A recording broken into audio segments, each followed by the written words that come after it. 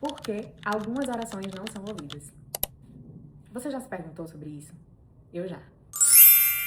Muitas vezes eu já questionei, porque algumas das minhas orações não eram ouvidas.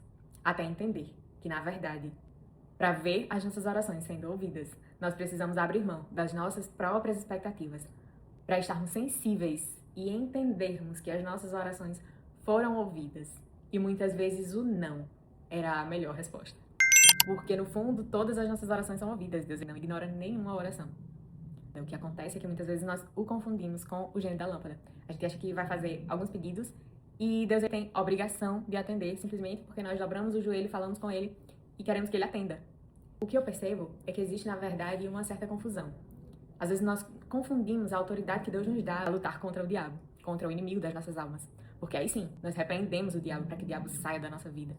Nós repreendemos o inimigo para que ele se afaste de nós, muitas vezes, quando nós percebemos a atuação dele no nosso derredor. Mas aí é uma outra questão. Falar com Deus não tem nada a ver com dar ordens a Deus. Deus, Deus ele é soberano, Deus ele é o Todo-Poderoso, o Criador de todas as coisas. Então, ele não obedece em ordens. Ele não é o gênio da lâmpada e ele não tem a obrigação de atender os seus pedidos. Jesus, no ato da crucificação, nos ensina o perfeito modelo de oração. Ali, naquele ato em que ele estava sentindo dores físicas, provavelmente muitas dores emocionais também, era um momento de vulnerabilidade, humanamente falando. Mas ele nos ensina com a sua oração. Ele diz: Pai, se possível, afasta de mim esse cálice. Contudo, não seja feita a minha, mas a tua vontade. Ali ele nos ensina como nós devemos orar. Essa deve ser a nossa oração, esse deve ser o nosso modelo de oração. Nós devemos apresentar a Deus aquilo que sentimos, as nossas dores, as nossas necessidades, as nossas alegrias. Deus sente prazer em que nós compartilhemos todas essas coisas com Ele. Mas nós devemos, até podemos pedir, mas devemos sempre submeter a nossa vontade a dele. Nós devemos dizer: Senhor, eu quero assim, mas que não seja feita a minha, mas a tua vontade. Eu escolho, eu decido fazer a tua vontade. Quando nós tomamos essa decisão e oramos, pedindo a Deus que não seja feita a nossa, mas a vontade dele, nós sempre iremos ver as nossas orações sendo respondidas. Porque quando Deus não muda a circunstância para aquilo que você está pedindo, ele normalmente muda o seu coração. Ele se torna suficiente para te fazer sentir uma paz que excede todo o entendimento.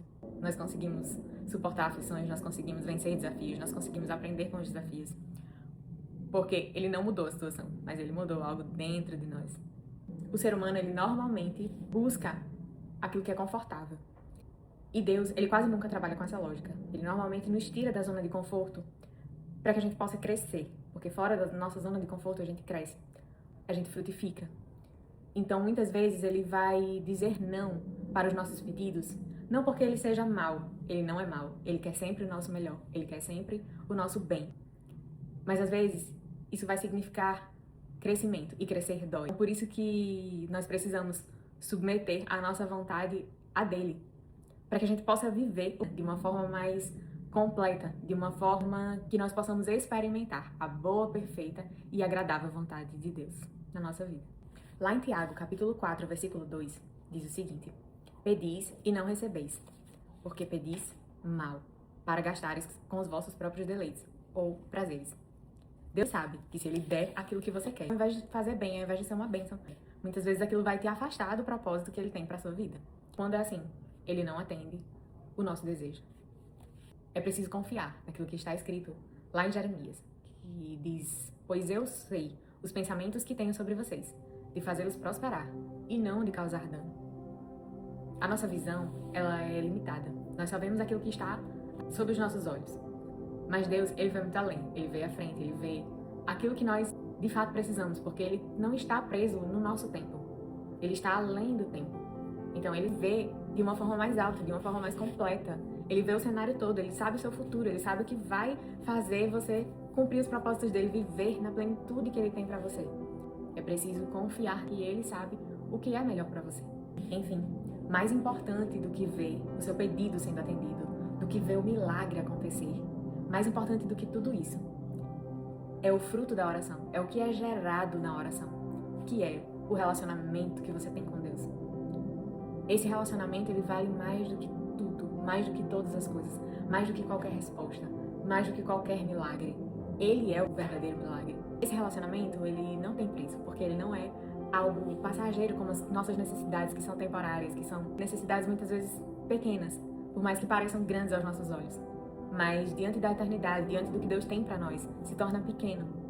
E aquilo que nós ganhamos quando oramos é incomparavelmente maior do que os nossos pedidos, que são atendidos ou não. Aquilo que nós ganhamos tem um peso eterno, fica para a eternidade. O nosso relacionamento com Deus, ele é para toda a eternidade. Então nunca deixe de orar, nunca pare de orar. Nunca desista de orar, simplesmente porque alguns pedidos seus não foram atendidos da forma como você gostaria, porque sempre vale a pena orar. Sempre estaremos sendo respondidos, de uma forma ou de outra.